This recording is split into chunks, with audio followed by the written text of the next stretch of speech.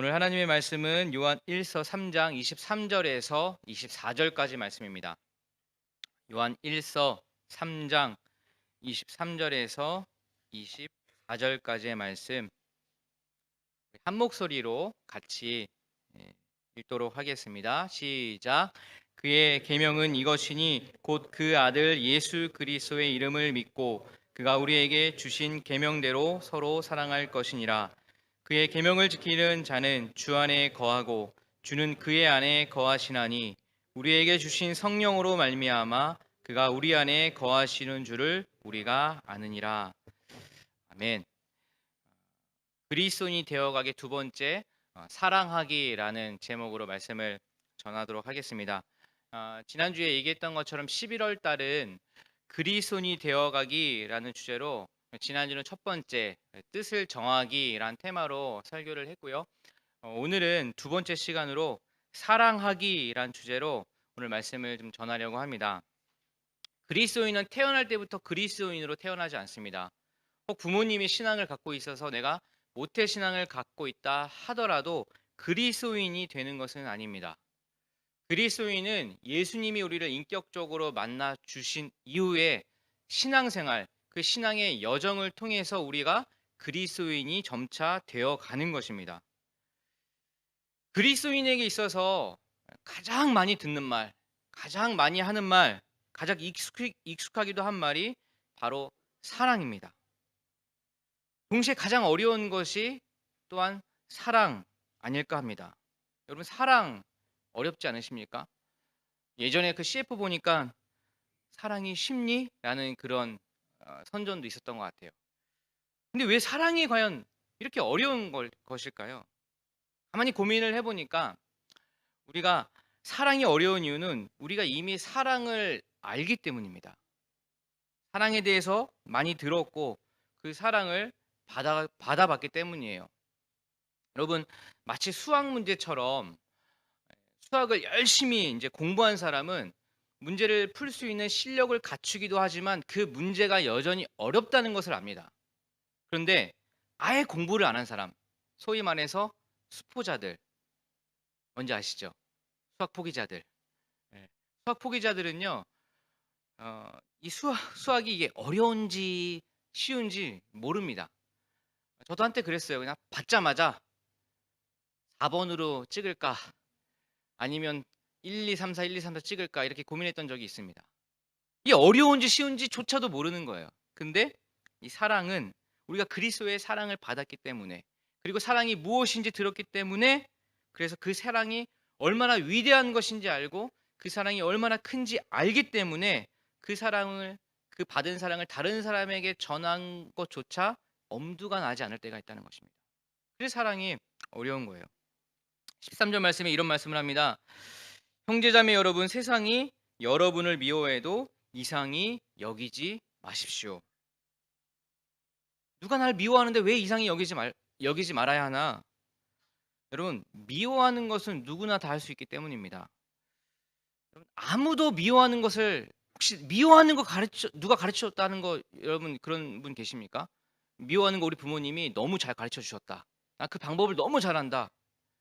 이게 미워하는 거예요. 누가 가르쳐 준 사람이 없습니다. 그런데 자연스럽게 미워하는 것을 터득하게 돼요. 그렇지 않습니까? 미워하는 법을 나 스스로 깨달았기에 누군가 나를 미워하는 거 그 별일 아니라는 것입니다. 다 나를 미워한다는 거예요. 다 미워할 수 있다는 것입니다. 그렇기 때문에 이상한 일이 아니라는 것이죠. 12절 말씀 보십시오. 12절 말씀에 우리는 가인과 같은 사람이 되지 말아야 합니다. 그는 악한 자에게 속한 사람이어서 자기 동생을 쳐 죽였습니다. 무엇 때문에 그는 동생을 쳐 죽였습니까? 그가 한 일은 악했는데 동생이 한 일은 의로웠기 때문입니다. 그렇습니다. 가인은 어떤 사람입니까? 악에 속한 사람이죠. 그가 아벨 그 동생을 죽인 이유는 그가 의로웠기 때문입니다. 그가 하나님 뜻대로 살았기 때문이에요. 하나님 말씀하신 대로 하나님 기뻐하시는 그 제사를 드렸는데 그거 보니까 화가 나서 그를 쳐 죽인 것입니다. 생각해 보면 이 아벨 죽임을 당한 아벨은 얼마나 억울하겠습니까? 그냥 하나님 뜻대로 하나님께서 원하시는 대로 제사를 드린 것뿐인데 의롭게 산 것뿐인데 그렇게 죽임을 당한 것입니다. 한편 생각해 보면요. 그렇게 하나님 뜻대로 살았던 아벨도 죽임을 당했는데 세상이 나를 미워하는 것은 너무나 당연한 일 아니겠습니까? 그렇습니다. 미움을 당하는 것 이상히 여길 필요 없습니다. 미움을 당하는 것 마음 아프고 상처도 되지만 그렇게 심각하게 생각할 필요는 없습니다. 그런데 하나님 말씀 하나 더 하시죠. 그러나 너희는 그런 당연한 사람이 돼서는 안 된다라고 말씀합니다. 14절 말씀 한번 같이 읽어볼까요? 14절 말씀 시작. 우리가 이미 죽음에서 생명으로 옮겨갔다는 것을 우리는 압니다. 이것을 아는 것은 우리가 형제 자매를 사랑하기 때문입니다. 사랑하지 않는 사람은 죽음에 머물러 있습니다. 이 말씀이 대단히 중요한 말씀이에요. 한번 다시 한번 보겠습니다. 처음에 우리가 이미 죽음에서 생명으로 옮겨갔다는 것을 안다라고 말씀하고 있어요. 우리는 이미 그리스도 십자가의 보혈로 말미암아 죽음에서 생명으로 옮겨갔다는 것을 우리는 이미 다 크리스찬이라면 알고 있다는 사실이에요. 근데 이 사실을 더 확실하게 알 수 있는 방법은 우리가 형제 자매를 사랑함으로 알 수 있다라고 말씀합니다. 사랑하는 것은 자연스러운 게 아니에요.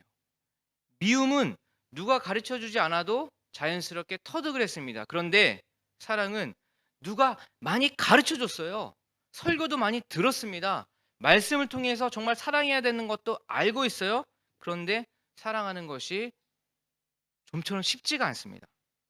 그런데 사랑을 쉽지 않지만 그 사랑을 해볼 때 우리가 죽음에서 생명으로 옮겨져 갔다는 것을 알 수 있다는 것입니다. 왜 그럴까요? 원래 우리에게는 사랑이 없는 존재였기 때문입니다. 우리의 죄로 말미암아 사랑할 수 없는 존재가 돼 버렸기 때문입니다. 악만 가득 차고 미워하고 그 죄만 가득 차 있던 죄인이기 때문입니다. 그런데 하나님께서 우리를 사랑하사 예수 그리스도를 통해서 십자가의 보혈을 통해서 우리에게 새 생명을 주셨는데 그 주신 새 생명 안에는 그냥 우리 자아만 있는 것이 아니라 우리 혼자만 있는 것이 아니라 새 생명을 주시면서 그 사랑 자체이신 성령 하나님이 우리 안에 들어와 계시기에 우리는 그 힘을 통해서 다른 누군가를 사랑할 수 있게 되었다는 사실입니다. 그러므로 내 안에 사랑 자체이신 하나님이 들어왔음에도 불구하고 여전히 사랑하지 않는다는 것은 아직도 이 죽음이 내 안에 머물러 있다는 것과 같은 이야기입니다. 16절 말씀이 그걸 더 확실하게 이야기해 주는데요. 16절 말씀 보십시오. 그리스도께서 우리를 위하여 자기 목숨을 버리셨습니다. 이것으로 우리가 사랑을 알게 되었습니다. 그러므로 우리도 형제 자매를 위하여 목숨을 버리는 것이 마땅합니다. 하나님의 사랑의 수준이요 굉장히 높다는 것을 보게 됩니다. 그 어설픈 사랑이 아니에요. 그냥 좀 친절하고 좀 이렇게 온유해 보이고 또 이렇게 뭐 잘해주고 맨날 이렇게 막 웃고 다니고 이런 걸로 하나님의 사랑과는 비교할 수 없다는 것입니다. 이런 수준의 사랑이 아니에요. 하나님의 사랑은 십자가로 인해 사랑을 사랑을 배운 너희들은 내가 했던 것처럼 너희도 형제 자매를 위해서 목숨을 버리는 것이 마땅하다라고 말씀을 하고 있는 것입니다. 그러면서 하나님께서는 우리에게 사랑을 알려주시면서 한 가지를 더 알려주시는데요. 15절 말씀 보십시오. 15절에 자기 형제자매를 미워하는 사람은 누구나 살인하는 사람입니다. 살인하는 사람은 누구나 그 속에 영원한 생명이 머물러 있지 않다는 것을 여러분은 압니다. 여러분 우리 지나다니다가 이게 호방이 있잖아요. 파출소들이 있잖아요. 근데 그 옆에 꼭 붙어 있는 이렇게 뭐 포스터라고 하나요? 그 있습니다. 뭐죠? 우리 아직 잡지 못한 범죄자의 얼굴과 그의 정보가 이렇게 떡하니 딱 붙어 있습니다. 그걸 한번 자세히 보면 이게 자세히 볼 때마다 좀 마음에 이렇게 좀 그래요. 혹시 보고 있는 나를 그분이 날 보고 있지 않을까라는 별 걱정을 다 하죠. 근데 그거를 보니까 죄명이 살인, 강도살인, 강간 막 이런 범죄자들이에요. 보면서 '야 어떻게 저렇게 살인을 했을까? 어떻게 저렇게 못된 짓을 했을까?' 혀를 차면서 보게 되지만 오늘 말씀을 보니 우리 주님은 굉장히 무서운 말씀을 우리에게도 하고 계신다는 사실입니다. 자기 형제 자매를 미워하는 사람은 누구나 살인하는 사람이다. 포스터에 붙은 그 범죄자의 사진을 보면서 '아 저 살인자'라고 생각만 했지 오늘 말씀에는 미워하는 자마다 형제 자매를 미워하는 자마다 다 살인한 자다라고 말씀하고 있어요. 여러분 그 사실을 우리가 알았습니까? 우리가 예수님을 알기 전에 우리가 그냥 살아갈 때 그 사실을 누가 인정해야 했겠습니까? 예수님을 알고 나니까. 교회를 다니다 보니까 '아 형제자매 미워하는 것이 사랑 살인하는 것이다.' 이거 하나님이 우리에게 가르쳐 주신 사실입니다. 우리는 실제적으로 살인하지 않으면 살인자라고 함부로 말하지 못합니다. 그냥 좀 적당히 살면 그냥 좀 야사식고 하면 그리고 좀 내가 있는 것들 도와주면 그냥 나도 그냥 괜찮은 사람이겠지 이렇게 살았습니다. 그런데 하나님께서는 십자가를 통해서 우리의 수준을 엄청나게 높이 올려 놓으신 겁니다. 그냥 조금 사랑한다고 그 사랑이라고 말씀하지 않아요. 형제 자매를 위해서 너희들이 목숨을 마땅히 버려야 한다라고 말씀합니다. 그 사랑의 수준을 생각하면 도대체 이게 어쩌란 말이냐 이런 마음 들지 않습니까? 이 사랑을 도대체 우리가 어떻게 할 수 있을까? 이 높은 수준을 우리가 어떻게 따라갈 수 있을까? 고민을 해보게 됩니다. 17절 18절 말씀 보십시오. 17절 18절에 누구든지 세상 재물을 가지고 있으면서 자기 형제 자매의 궁핍함을 보고도 마음 문을 닫고 도와주지 않으면 어떻게 하나님의 사랑이 그 사람 속에 머물러 있겠습니까? 자녀된 이 여러분, 우리는 말이나 혀로 사랑하지 말고 행동과 진실함으로 사랑합시다. 어떻게 하면 좋을까? 제가 한 목사님의 설교 중에 이런 예가 있어서 소개를 하려고 합니다. 척피니라는 사람이 있어요. 척피니. 이 사람은요, 이 빌 게이츠의 룰 모델이라고 합니다. 그리고 워렌 버핏의 아주 영웅이라는 그런 사람이에요. 뭐 아시는 분 아시겠죠? 이미 40대에 재벌이 된 사람입니다. 근데 이분이 1997년 이 DFS 면세점이라는 것을 이렇게 처분하기 위해서 준비를 하던 중에 이 법정 어떤 그 분쟁에 휘말리게 되었어요. 근데 그러면서 그 비밀 회계 장부가 발각이 됩니다. 그래서 이제 미국 전역에 이제 그거 비밀 장부가 이제 발견이 돼서 막 발칵 뒤집혔죠. 근데 그게 이제 뉴욕 컨설팅 회사라는 이름으로 거기에 무려 2,900번이나 지출된 금액이 있는데 그게 뭐 40억 달러, 뭐 이제 한국 돈으로 뭐 5조가 넘는 그런 돈이었어요. 사람들은 그가 그 재산을 어디다 빼돌렸구나, 어떤 자기 어떤 이익을 챙겼구나라고 이렇게 추측을 했지만 얼마 안 가서 그 진실이 드러났어요. 근데 그 진실이 뭐냐면은 그 비밀 장부의 지출력이 모두 다 기부했다는 것입니다. 기부를 했다는 거예요, 그거를. 그러니까 자기가 갖고 있는 모든 세계 갖고 있는 자기 자산 99%를 다 기부를 해왔던 것입니다. 자기 이름도 걸지 않고 회사 사람들과 비밀리에 기부를 해왔던 것입니다. 그러니까 1980년대부터 기부한 돈이 무려 9조 5천억 원이라고 해요. 그러니까 유명한 말을 남깁니다.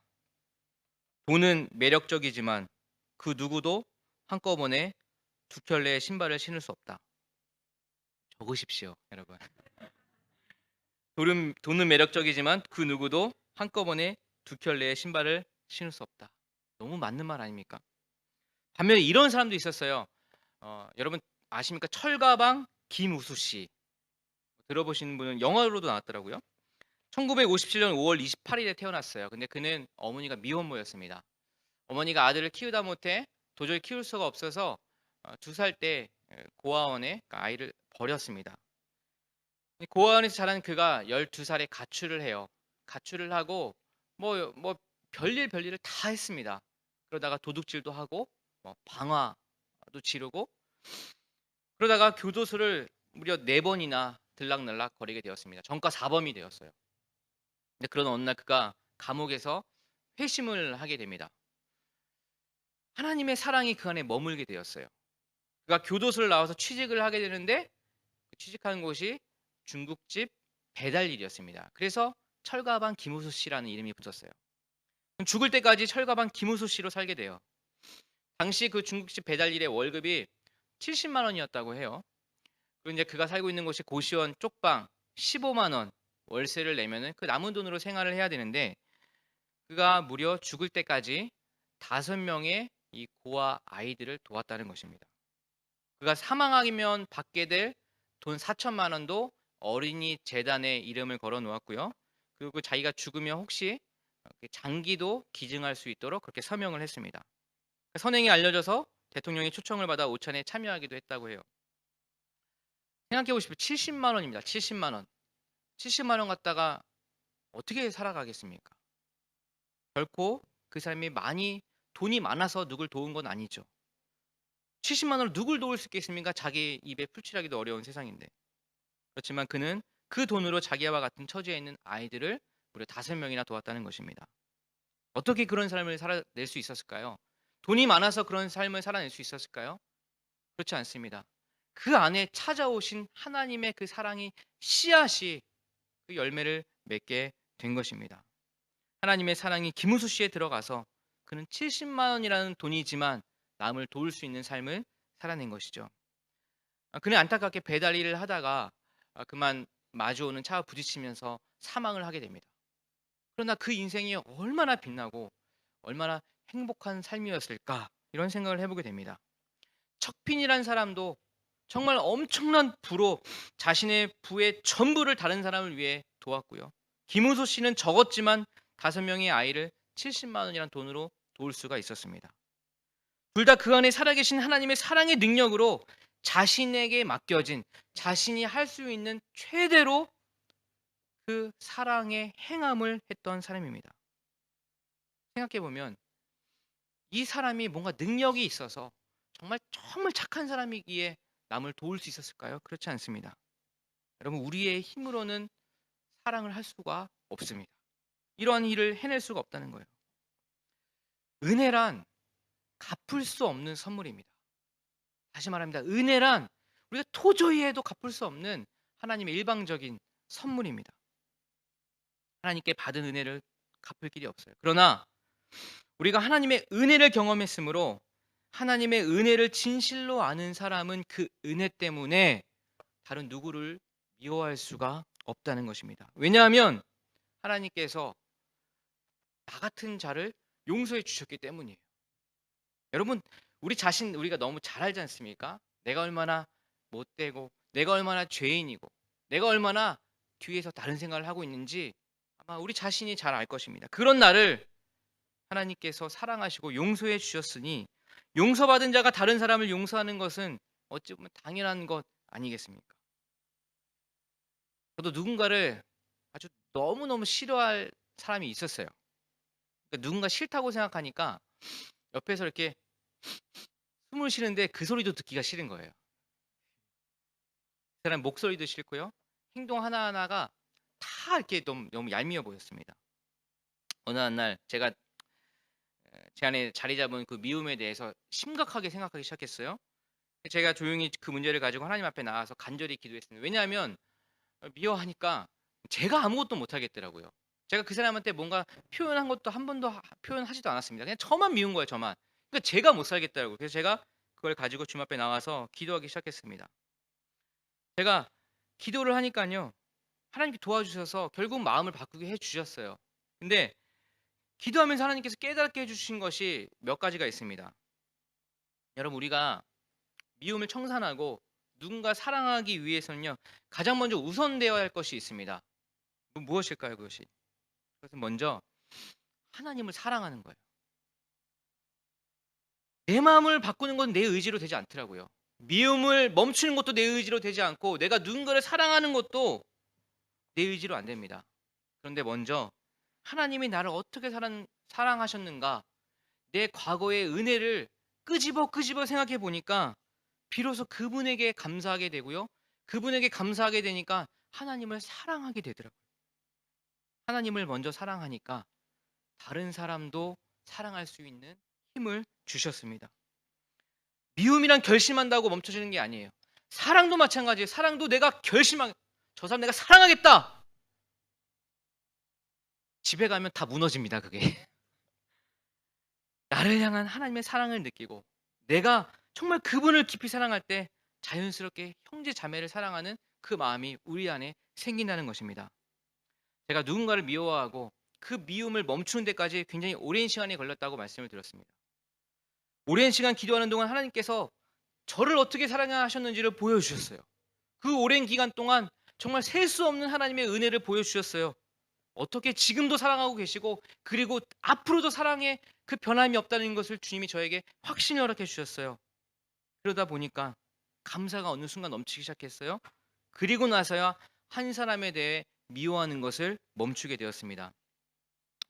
제가 이름을 말해야지 여러분 좀 진짜 믿지 않으시겠습니까? 이름 못 말하겠어요. C.S. 루이스는 이렇게 말을 합니다. 내가 사랑하는 사람들보다 하나님을 더 사랑할 때 비로소 내가 사랑하는 사람들을 더욱 사랑할 수 있게 된다고 말합니다. 우리는 사랑할 수 없는 사람에 대해서도 이미 사랑을 하고 있는 사람에 대해서도 하나님을 더욱 사랑함이 없이는 그들을 끝까지 진실로 사랑하기나 사랑하는 것은 불가능하다고 말하고 있습니다. 사랑하는 데 있어서 행함과 진실함이 중요하다는 말씀 너무나 많이 들었죠. 근데 그게 왜 중요할까요?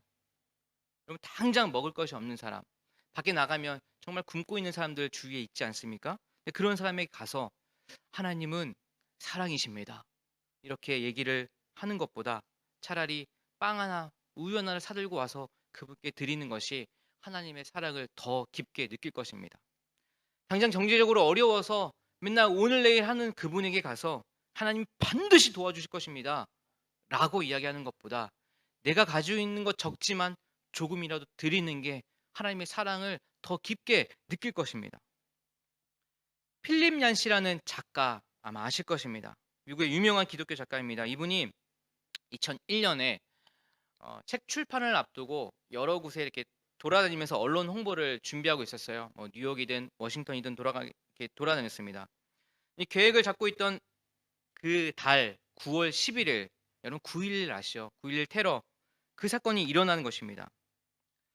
열흘 뒤에 이 작가는 그 현장을 방문하기로 했어요. 그러면 택시를 잡아 타고 이제 가는데 그 택시 운전기사에게 물었습니다. 뉴욕에서 일을 하고 있는 사람이기 때문에 9월 10일 날 어디에 계셨어요? 라고 이렇게 묻습니다.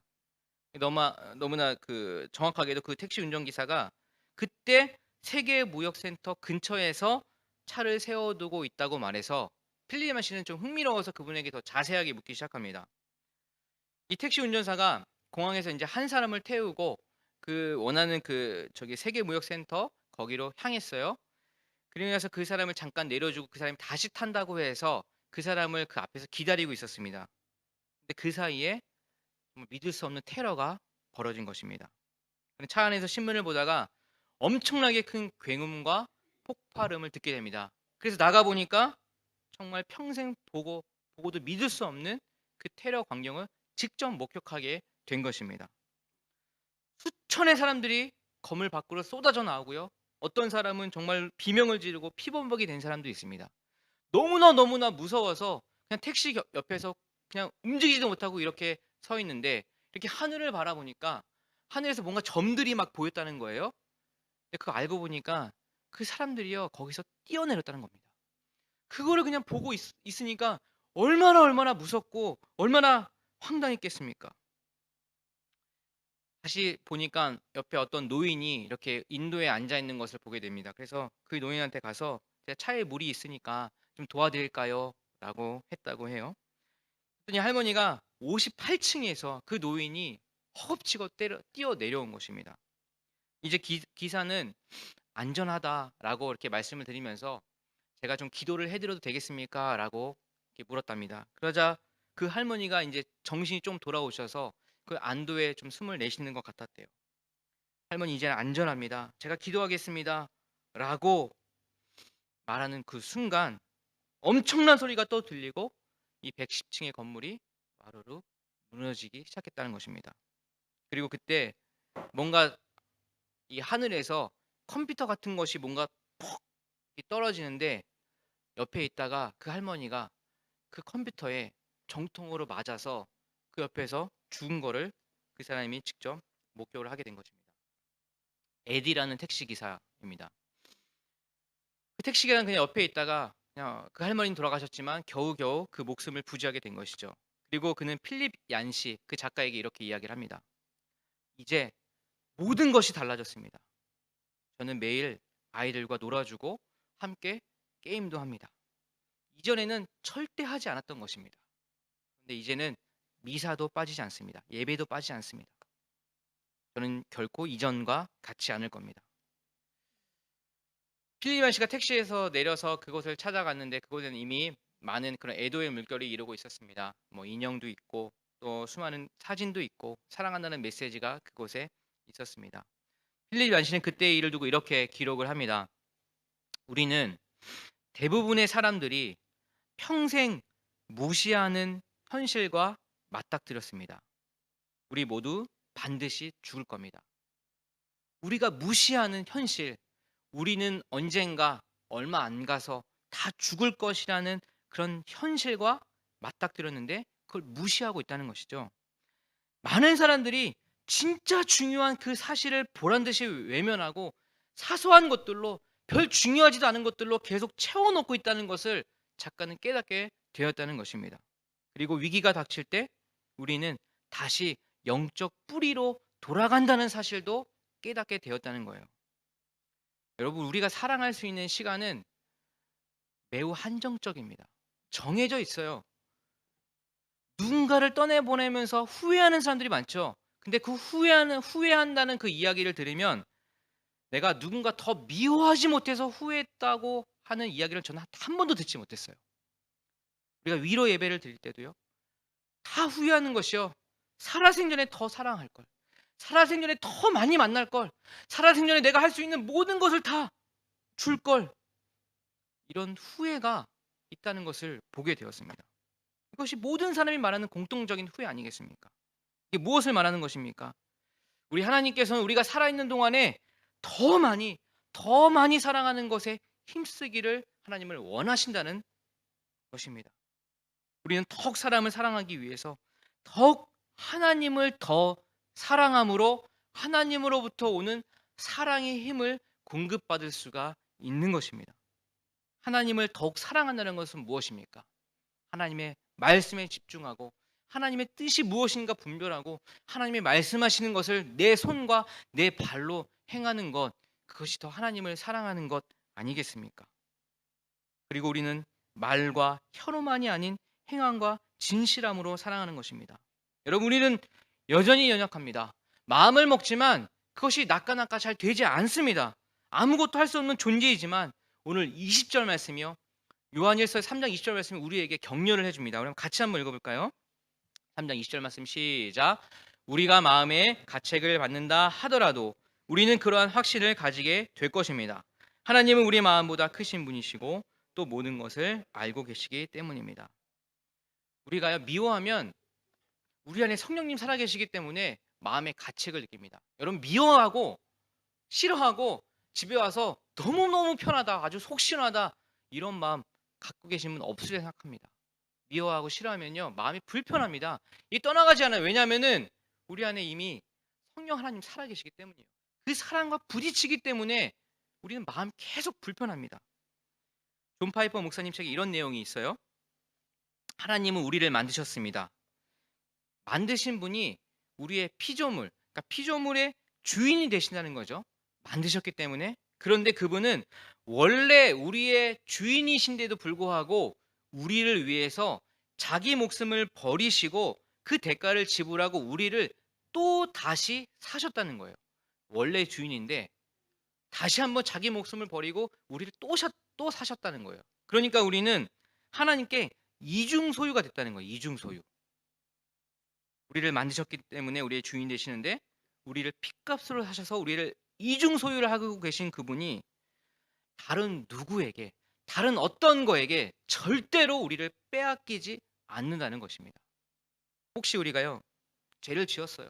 우리가 돌이킬 수 없는 죄를 지었다 하더라도 하나님은 그 죄에 그 사단에게 내가 목숨을 버려서 우리를 샀기 때문에 그걸 절대로 빼앗기지 않는다는 것입니다. 그것이 소망 아니겠습니까? 그것 말고 더 이상 뭐가 필요하겠습니까? 하나님은 우리를 그렇게 사셨다는 것입니다. 그러므로 우리의 삶의 목적이 명확해질 수밖에 없습니다. 여러분, 우리의 삶의 궁극적인 목표 무엇입니까? 주님께서 기뻐하시는 삶. 우리 주인이 나를 위해서 그 사랑을 보여주셨는데 그 주인을 위해서 기뻐하시는 삶, 그 주인이 기뻐하니 나도 기뻐하는 삶 사는 것이 우리의 궁극적인 목표가 아니겠습니까? 주인을 위한 삶, 주인을 위해 사는 삶은 그의 계명을 지키는 겁니다. 그의 말씀을 지키는 거예요. 근데 그 말씀이 어떤 말씀입니까? 수많은 말씀이 성경에 요구하는 것들이 있지만 그 성경이 요구하는 것의 핵심은 단 한 가지입니다. 무엇입니까? 23절, 24절 한번 같이 읽어보겠습니다. 23절, 24절 말씀 시작. 하나님의 계명은 이것이니 곧 그 아들 예수 그리스도의 이름을 믿고 그리스도께서 우리에게 명하신 대로 서로 사랑하라는 것입니다. 그리스도의 계명을 지키는 사람은 그리스도 안에 있고 그리스도도 그 사람 안에 계십니다. 그리스도께서 우리 안에 계시다는 것을 그가 우리에게 주신 성령으로 우리는 압니다. 수많은 성경이 우리에게 이야기하고 있지만 그걸 단 한마디로 표현하면 무엇입니까? 서로 사랑하라. 우리가 평생 해야 될 일, 그리고 우리가 평생 가장 힘을 쏟아야 해야 할 일은 서로 사랑하다가 때가 되면 주님 앞에 가는 것입니다. 그럼 아마 여러분 내일 간다 하더라도 오늘 우리가 할 수 있는 모든 사랑을 다 한다고 한다면 여러분 우리는 천국에서 하나님과 아주 재미있게 즐겁게 평안하게 지낼 것입니다. 여러분 오늘 하루를 한번 그렇게 결단해 보시기를 바랍니다. 안 되면 하나님을 사랑하시기를 여러분 결단하시기를 바랍니다. 하나님 사랑하는 것은 그의 계명을 지키는 것입니다. 남은 2달, 2020년 남은 2달을 한번 결단해 보시기를 바랍니다. 주님을 사랑하고 그 받은 힘으로, 그 받은 사랑의 힘으로 사랑하시기를, 그리고 9.11 같은 그런 커다란 어떤 엄청난 사건을 경험하지 않고도 오늘 주신 말씀을 통해서 우리에게 제한된 그 인생의 시간 속에서 여러분 마음껏 추앙해 보시기 바랍니다. 나의 해방일지 꼭 보십시오. 여러분 사랑하기를 우리가 최선을 다해서 그 일을 하시기를 바랍니다. 기도하겠습니다. 하나님 아버지 감사합니다. 하나님이 우리를 사랑해 주셨던 것처럼 우리도 그 사랑하기를 소망합니다.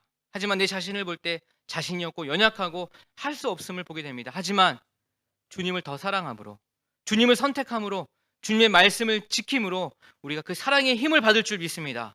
하나님 오늘 결단합니다. 하나님 사랑하기로 평생을 결단합니다. 남은 인생 우리에게 얼마나 남아있는지 모르겠지만 혹 내일 주님 앞에 간다 하더라도 오늘 사랑할 수 있도록 인도하여 주시옵소서. 감사합니다. 예수님의 이름으로 기도합니다. 아멘.